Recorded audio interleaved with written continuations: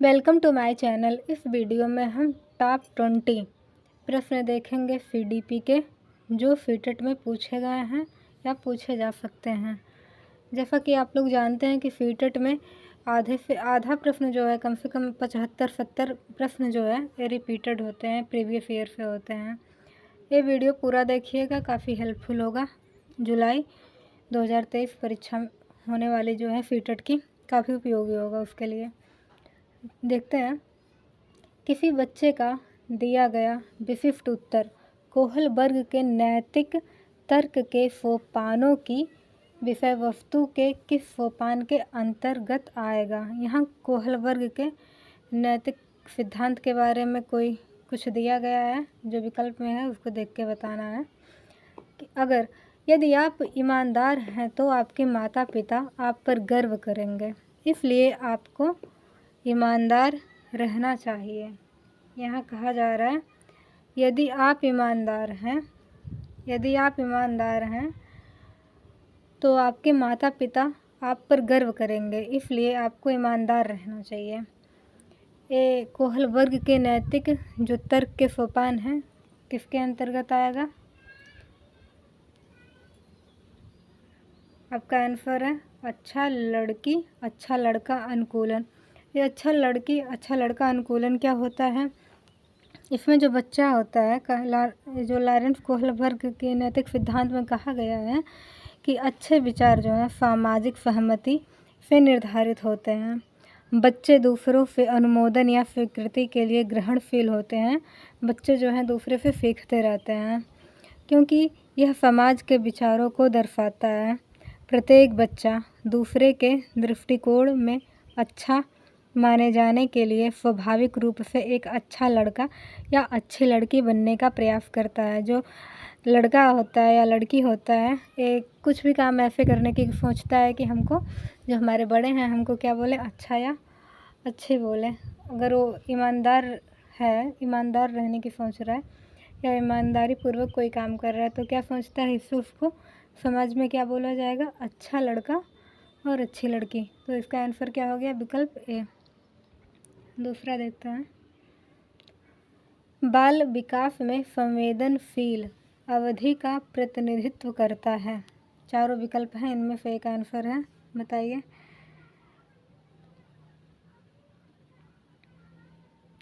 बाल विकास में संवेदनशील अवधि का प्रतिनिधित्व करता है। विकल्प ए है किसी व्यक्ति में विशेष क्षमता के उभारने के लिए सर्वोत्तम अवधि। यहाँ हमारा राइट आंसर जो है ए हो जाता है। क्या है इसको देखते हैं। संवेदनशील अवधि क्या है? ये जो संवेदनशील अवधि एक बच्चे के मनोवैज्ञानिक विकास के चरण हैं। यह अवसर का एक छोटा मार्ग है। संवेदनशील अवधियों के दौरान बच्चे में अत्यंत शक्तिशाली क्षमताएं होती हैं। जब बच्चा संवेदनशील होता है तो काफ़ी कुछ सीखने की क्षमता रखता है। बच्चा उपलब्धि प्राप्त करने और भाषा एवं गतिविधि जैसे महत्वपूर्ण कौशल सीखने में सक्षम होता है। हालांकि कुछ समय बाद ये क्षमताएं कम हो जाती हैं। बच्चे उन चरणों से गुजरते हैं जिनमें वे मानसिक क्षमताओं और संभावनाओं को प्रकट करते हैं, जो बाद में कम हो जाती है। जैसे बच्चे जब छोटे रहते हैं तो कुछ भी आप करोगे आपका नकल करेंगे। चीज़ों को कैप्चर करने की जो कैपेसिटी होती है उनके अंदर बहुत ज़्यादा होती है।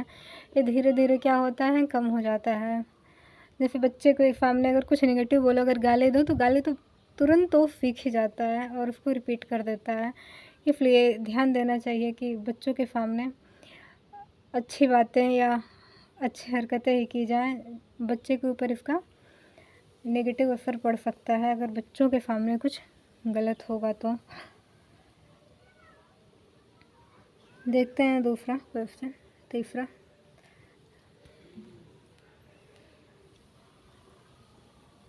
बैठने की लचीली व्यवस्था समूहों में काम करने वाले शिक्षार्थी किसकी विशेषताएं हैं? बैठने की लचीली व्यवस्था जो है, जैसे समाज में अगर बच्चा सामाजिक कार्य कर रहा है, लोगों से मिलजुल करके, क्या होगी, वो लचीली व्यवस्था होगी। बच्चा एकांत में कहीं जाके नहीं है, इसको कहेंगे क्या है, बच्चे की लचीली व्यवस्था। बच्चे की लचीली व्यवस्था जो है, ये समूहों में काम करने वाले शिक्षार्थियों की विशेषताएं हैं। तो इनमें से कौन हो जाएगा? व्यवहारवादी कक्षा या सामाजिक रचनात्मक कक्षा, शिक्षक केंद्रित कक्षा या पाठ्य पुस्तक केंद्रित कक्षा। यहाँ हमारा राइट आंसर हो जाएगा सामाजिक रचनात्मक कक्षा। ये जो होता है लचीले बैठने की व्यवस्था, समूह में काम करने वाले शिक्षार्थी एक सामाजिक रचनात्मक कक्षा की विशेषताएं हैं। कैसे हैं? एक सामाजिक रचनात्मक जो कक्षा होती है उसकी विशेषताएं हैं। यह सीखने की सहयोगी प्रकृति पर केंद्रित है, जहां छात्र अपने बिल्डिंग ब्लॉक बनाने में मदद करते हैं, एक दूसरे पर भरोसा करते हैं और दूसरे से सीखने से उन्हें अपने ज्ञान और वास्तविकता का निर्माण करने में मदद मिलती है। जैसे कि छात्र जो होते हैं त्यौहार समारोहों के अपने अनुभवों पर चर्चा करने की अनुमति देकर शिक्षक उन्हें एक दूसरे के साथ बातचीत करने और फिर त्यौहार की समझ विकसित करने की अनुमति देते हैं। क्लास में अगर जो शिक्षक हैं वो बोलें कि आप अपने अपने त्योहारों के बारे में एक दूसरे से डिस्कस करिए, उसकी विशेषताएं बताइए, तो इससे क्या होगा? सामाजिक रचनात्मक कक्षा का निर्माण होगा। यह है एग्जाम्पल बैठने की लचीली व्यवस्था के, जो कक्षा को सुचारू रूप से चलाने के लिए बहुत ही उपयोगी है और इससे बच्चों का जो नॉलेज है ये काफ़ी बढ़ता है, एक दूसरे को बता कर, एक दूसरे से सीख कर। देखते हैं चौथा क्वेश्चन। निम्नलिखित में से कौन सा द्वितीयक सामाजिकरण एजेंसी का उदाहरण है? यहाँ बताना है कौन सा इसमें द्वितीयक सामाजिकरण एजेंसी का उदाहरण है। परिवार एवं पास पड़ोस, जहाँ भी परिवार आ जाएगा क्या हो जाएगा? प्राथमिक हो जाएगा। परिवार एवं मीडिया, यहाँ भी परिवार है तो ये ऑप्शन क्या है?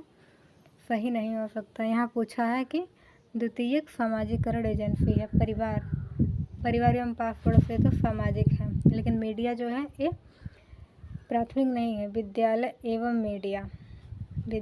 मीडिया, तो यहाँ हम देखेंगे विद्यालय एवं मीडिया जो है ये क्या है? हमारा द्वितीयक सामाजिकरण का उदाहरण है। तो हमारा राइट आंसर क्या हो जाएगा? विद्यालय एवं मीडिया। कैसे? जो सामाजिकरण है की प्रक्रिया है जिसके द्वारा एक व्यक्ति दूसरे से सीखता है, यह पूरे जीवन काल में जारी रहता है। जब तक लोग सामाजिक अनुभव से सीखते रहते हैं, यह संस्कृति ही है जो मनुष्य को व्यक्तित्व के विकास के अवसर प्रदान करती है। जो संस्कृति है, हमारी लोक कलाएँ होती हैं, इससे क्या होता है? हमारे सामाजिकरण का विकास होता है ना। तो विकास होता है, समाज अपने सदस्यों को सामाजिक प्रशिक्षण देने के अपने तरीके और शासन निर्धारित करता है। समाज के क्या है? अपने कुछ रूल रेगुलेशन होते हैं जिनको समाज में रहने वाले प्रत्येक व्यक्ति को मानना पड़ता है और इस प्रशिक्षण को सामाजिकरण के रूप में जाना जाता है। एक बच्चे के जीवन में स्कूल और मीडिया ये माध्यमिक सामाजिकरण एजेंसियां हैं। परिवार और पड़ोसी सामाजिकरण के प्राथमिक एजेंट हैं। परिवार एवं पड़ोस क्या है? प्राथमिक एजेंट हैं और विद्यालय एवं मीडिया क्या है? सामाजिकरण के द्वितीयक एजेंसी हैं। इस तरह से हमारा राइट आंसर विद्यालय एवं मीडिया हो गया। पांचवा देखते हैं। ब्लूम टैक्सोनॉमी की पदानुक्रम, जो ब्लूम टैक्सोनॉमी की पदानुक्रमिक व्यवस्था है कौन सी है? इसमें बताना है। उपलब्धि, लक्ष्यों, पाठचर्या संबंधी घोषणाओं, पठन कौशल या संज्ञानात्मक उद्देश्यों, यहाँ बताना है। जो ब्लूम का वर्गीकरण था, ये ब्लूम का वर्गीकरण 3 पदानुक्रमित मॉडलों का एक समूह है। इसे आगे 3 श्रेणियों में बांटा गया है। पहला है संज्ञानात्मक, भावात्मक और मनोप्रेरक। यहाँ हमारा जो राइट आंसर है यह है संज्ञानात्मक उद्देश्य। संज्ञानात्मक उद्देश्य जो है इसके जो क्षेत्र हैं, जैसे कि इसमें आ जाएंगे, जैसे प्रश्न तैयार करने का कार्य अधिगम के संज्ञानात्मक क्षेत्र से संबंधित हैं, जिसमें मानसिक कौशल शामिल हैं और इसे आगे अधिगम के 6 स्तरों में विभाजित किया गया है। वे हैं ऐसे संज्ञानात्मक जो अधिगम है इसके कितने हैं? 6 स्तरों में इसको विभाजित किया गया है। पहला है याद रखना, दूसरा समझना, तीसरा आवेदन करना, चौथा विश्लेषण करना, पांचवा मूल्यांकन करना और छठा तैयार करना। इसलिए हम यह निष्कर्ष निकाल सकते हैं कि ब्लूम का वर्गीकरण संज्ञानात्मक उद्देश्यों का एक क्या है, पदानुक्रमित संगठन है। इस तरह से हमारा राइट आंसर जो है संज्ञानात्मक उद्देश्यों हो जाएगा। छठा देखते हैं, निम्नलिखित में से कौन सा वाइगोत्स्की के सामाजिक सांस्कृतिक सिद्धांत पर आधारित है। यहाँ बताना है वाइगोत्स्की के सामाजिक सांस्कृतिक सिद्धांत पर कौन सा आधारित है। यह हमारा राइट आंसर जो हो जाएगा ये पारस्परिक शिक्षण हो जाएगा। क्या हो जाएगा, पारस्परिक शिक्षण हो जाएगा।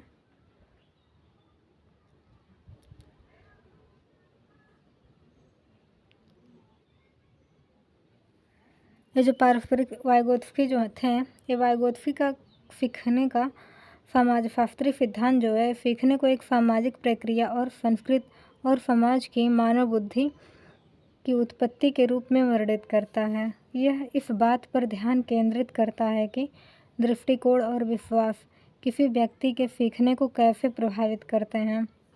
वाइगोत्स्की के सामाजिक सांस्कृतिक सिद्धांत का एक समकालीन शैक्षिक अनुप्रयोग पारस्परिक शिक्षण है, जिसका उपयोग छात्रों द्वारा पाठ से सीखने की क्षमता में सुधार करने के लिए किया जाता है, ताकि छात्र छोटे समूह पढ़ने के सत्र में शिक्षक बन सकें। इस पद्धति में शिक्षक और छात्र 4 प्रमुख कौशलों प्रश्न करने, सारांशित करने, स्पष्ट करने और भविष्यवाणी करने को सीखने और अभ्यास करने में सहयोग करते हैं। इस प्रक्रिया में शिक्षक की भूमिका समय के साथ कम होती जाती है। यहाँ शिक्षक की भूमिका को कम किया जाता है, छात्र जिसमें ज़्यादा से ज़्यादा सीखें। राइट आंसर हमारा क्या है, पारस्परिक शिक्षण। 7वां देखते हैं, गतिक कौशलों में अधिगम निर्योग्यता कहलाती है। जो गतिक कौशल होते हैं हमारे, गतिक कौशल क्या होते हैं, जैसे पेशीय कौशल में अधिगम अक्षमता को डिस्प्रैक्सिया कहा जाता है। जो पेशीय कौशल होते हैं वही होंगे क्या हमारे गतिक कौशल में, तो उसको क्या कहा जाएगा, डिस्प्रैक्सिया। डिस्प्रैक्सिया को पेशीय कौशल में अधिगम अक्षमता के रूप में माना जाता है। क्या है ये, अधिगम अक्षमता है, क्योंकि यह चलने या कूदने जैसे स्थूल पेशीय कौशल के विकास को प्रभावित करता है। यह समन्वय, निर्णय, गति, प्रसंस्करण, स्मृति और कुछ संज्ञानात्मक कौशल को प्रभावित करता है। यह किसी व्यक्ति के उत्कृष्ट पेशीय कौशल को भी प्रभावित कर सकता है, जैसे लिखना या छोटी वस्तुओं का उपयोग करना। ये सब हमारे क्या आ जाएंगे, डिस्प्रैक्सिया के अंतर्गत। देखते हैं 8वां क्वेश्चन, एक समावेशी कक्षा वह है जहाँ क्या होता है, तब तक आकलन की पुनरावृत्ति होती रहती है जब तक प्रत्येक अधिगमकर्ता न्यून श्रेणी प्राप्त न कर ले। ऐसा है क्या, बी है, विद्यार्थियों का भार कम करने के लिए अध्यापक केवल अनुमोदित पुस्तकों से ही पढ़ते हैं। सी है, समस्याओं का अधिकाधिक समाधान करने की संभावना की दृष्टि से बच्चों की सक्रिय भागीदारी तय रहते हैं। ऐसा होता है क्या, ये चीज़ें तय हो जाती हैं। और फिर है, अध्यापक प्रत्येक अधिगमकर्ता के लिए वैविध्यपूर्ण व सार्थक अधिगमनात्मक अनुभव हेतु परिवेश का निर्माण करते हैं। राइट आंसर क्या हो जाएगा हमारा, अध्यापक जो हैं, अध्यापक क्या करते हैं, हमारा राइट आंसर हो जाएगा डी, अध्यापक प्रत्येक अधिगमकर्ता के लिए वैविध्यपूर्ण व सार्थक अधिगमनात्मक अनुभव हेतु परिवेश का निर्माण करते हैं। ये हमारा हो जाएगा राइट आंसर। 8वां देखते हैं, निम्नलिखित में कौन संज्ञानात्मक विकलांगता नहीं है। इसमें से 3 जो है ये संज्ञानात्मक विकलांगता है और एक जो है ये संज्ञानात्मक नहीं है, शारीरिक विकलांगता है। ये जो हमारा तीनों है क्या है, संज्ञानात्मक विकलांगता है। Autism, traumatic brain injury, TBI भी इसको कहते हैं, अटेंशन डेफिसिट डिसऑर्डर ADD भी इसको कहते हैं, और चौथा है हमारा दृश्य विकार। दृश्य विकार जो है ये आ जाएगा हमारा शारीरिक विकलांगता में। ये जो क्या है दृश्य विकार, यह एक शारीरिक विकलांगता एक व्यक्ति की शारीरिक जो कार्य प्रणाली, गतिशीलता, निपुणता या सहन शक्ति पर एक सीमा है, जबकि संज्ञानात्मक अक्षमता निम्न में से किसी भी क्षेत्र में किसी व्यक्ति के प्रदर्शन को प्रभावित कर सकती हैं। स्मृति, ध्यान, समस्या समाधान, गणित, गणना और पढ़ने की समझ। उदाहरण है जैसे कि autism, traumatic brain injury, TBI, attention deficit disorder, dyslexia, dysgraphia, dyscalculia, ये सब उदाहरण हैं। 10वां देखते हैं।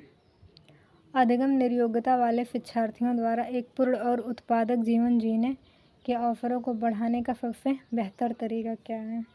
जो अधिगम निर्योग्यता वाले छात्र हैं,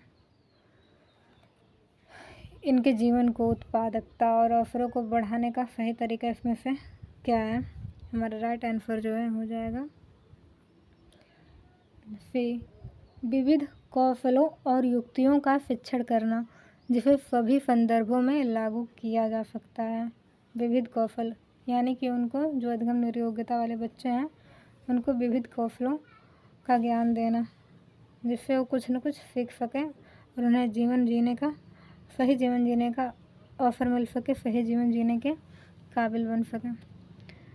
11वां है अभिकथन। विविध सामाजिक और सांस्कृतिक पृष्ठभूमि के छात्रों के साथ एक विविध कक्षा होने से सभी छात्रों के सीखने के अनुभव समृद्ध होते हैं। ये अभिकथन है। कारण क्या दिया है? केवल दृश्य, श्रवण क्षमता और सीखने की क्षमता वाले छात्र ही समावेश से लाभान्वित होते हैं। ऐसा है क्या? ऐसा नहीं है। इसका राइट आंसर जो है क्या है हमारा? सी है। इसमें देखते हैं, इसका राइट आंसर सी है। इसमें कहा क्या गया है अभिकथन, ये जो है ये सत्य है लेकिन आर असत्य है। विविध सामाजिक, आर्थिक और सांस्कृतिक पृष्ठभूमि के छात्रों के साथ एक विविध कक्षा होने से सभी छात्रों के सीखने के अनुभव समृद्ध होते हैं। बच्चे विभिन्न संस्कृतियों और लोगों के बारे में सीखते हैं और उनके तालमेल बिठाना सीखते हैं, उनके साथ जो है तालमेल बिठाना सीखते हैं। इससे समावेश को बढ़ावा मिलता है। यह आवश्यक नहीं है कि श्रवण और दृष्टिबाधित बच्चे समावेशन से लाभान्वित हों सके। समावेशन जो होता है क्या होता है? सभी प्रकार के विकलांग बच्चों, सीखने में अक्षम, सामाजिक रूप से वंचित, प्रतिभाशाली और नियमित छात्रों को भी लाभान्वित करता है। यहाँ केवल दे दिया है, इस वजह से क्या है ये विकल्प गलत हो जाता है। आर जो है क्या है? गलत हो जाता है। 12वां देखते हैं। तन्वी परीक्षा शुरू होने से ठीक पहले गहरी सांस लेने का अभ्यास करती है। वह चिंता से निपटने के लिए कौन सी रणनीति का उपयोग कर रही है? आप लोग भी बताइए इसमें राइट आंसर क्या हो जाएगा? ऐसा एग्ज़ाम में तन्वी कर रही है, क्यों कर रही है? इसका राइट आंसर हो जाएगा भावना प्रधान। क्या हो जाएगा? भावना प्रधान। ये भावना प्रधान ऐसा क्यों होता है? भावनाएं हमारे जीवन को भर देते हैं, ऐसा तो आप सभी लोग जानते ही हैं। तन्वी जो है परीक्षा शुरू होने से ठीक पहले गहरी सांस लेने का अभ्यास इसलिए करती है क्योंकि वे अपनी भावनाओं से निपटने और प्रबंधित करने के तरीके के बारे में यह उसे शांत करने में मदद करेगा, इसलिए वो ऐसा करती है। 13वां देखते हैं।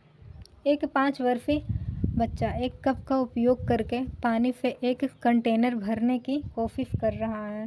हालांकि ज़्यादातर पानी कंटेनर में जाने की बजाय ज़मीन पर गिर जाता है।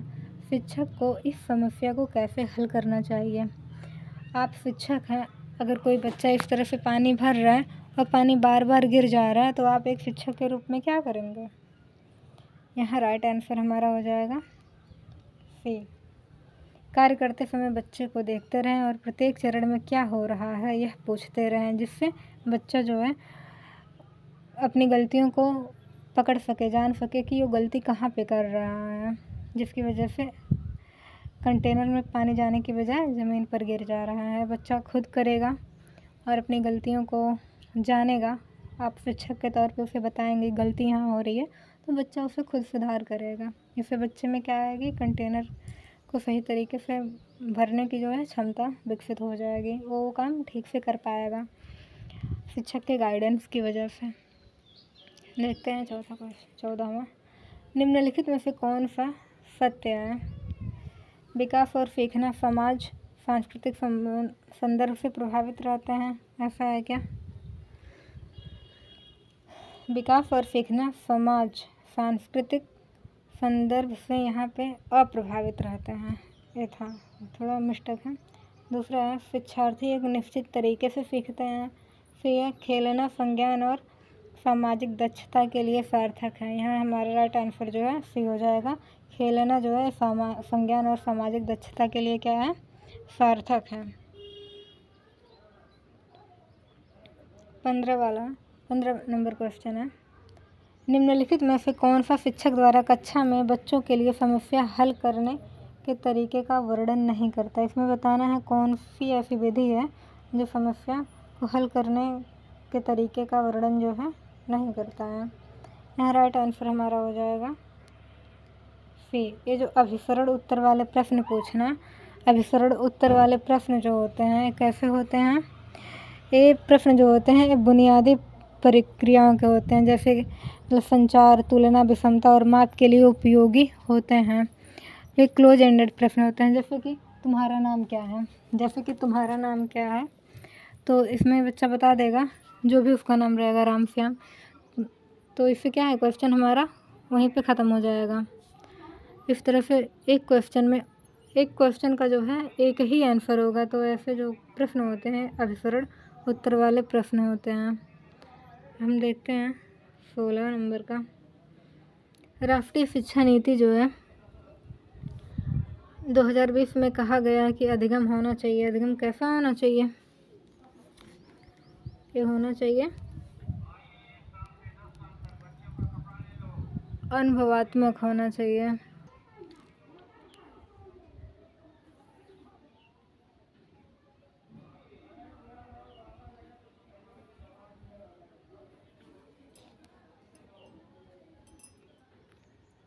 क्वेश्चन कहाँ गया? 16 वाला था। राष्ट्रीय शिक्षा नीति 2020 में कहा गया है कि अधिगम कैसा होना चाहिए? अनुभवात्मक होना चाहिए। कैसा होना चाहिए? अनुभवात्मक होना चाहिए। अनुभवात्मक एनपी जो है 2020 में कहा गया है कि सभी चरणों में अनुभवात्मक शिक्षा को विकसित किया जाना चाहिए, जिसमें व्यवहारिक अनुभव, कला एकीकृत, खेल एकीकृत, शिक्षा, कहानी पर आधारित शिक्षा शास्त्र आदि शामिल हैं। आजकल अधिगम के लिए अनुभवात्मक शिक्षा बहुत महत्वपूर्ण है, क्योंकि यह समग्र रूप से शिक्षार्थी को स्थानांतरित करने का प्रयास करती है, रटने से लेकर अनुभव और गतिविधि के माध्यम से सीखने तक। एनईपी 2020 जो है शिक्षार्थियों के भविष्य को तैयार करने और उन्हें उन नौकरियों के लिए तैयार करने में विश्वास करता है जो अभी तक मौजूद नहीं हैं, और उन तकनीकों का उपयोग करने के लिए जिनका आविष्कार नहीं किया गया है, ताकि उन समस्याओं को हल किया जा सके जिन्हें हम अभी तक नहीं जानते। यह है हमारा क्या है, एनईपी राष्ट्रीय शिक्षा नीति 2020 में उसकी अधिगम के लिए विशेषताएं हैं। 17 देखते हैं। विद्यार्थियों को अधिगम के प्रति प्रेरित करने के लिए किस तरह के लक्ष्यों को बढ़ावा देना चाहिए? विद्यार्थी जो है उसके अधिगम को प्रेरित करने के लिए किस तरह के लक्ष्य को निर्धारित करना चाहिए? इसका राइट आंसर क्या होगा? इसका राइट आंसर होगा दृष्टिकोण केंद्रित दक्षता। दृष्टिकोण केंद्रित दक्षता।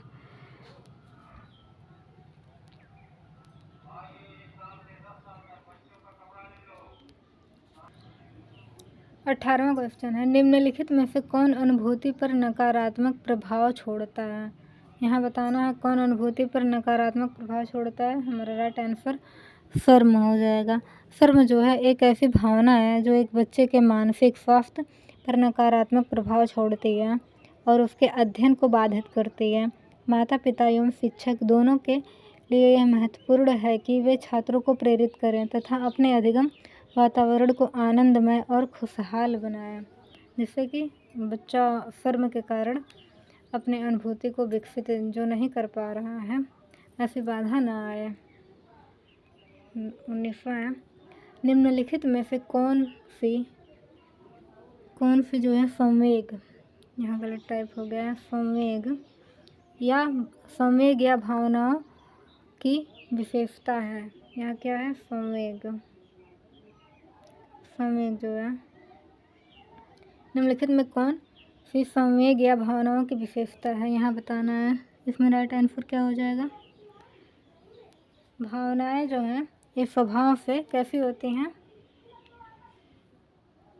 भावनाएं स्वभाव से कैसी होती हैं, व्यक्तिपरक होती हैं। भावनाएं स्वभाव से कैसी होती हैं, व्यक्तिपरक होती हैं।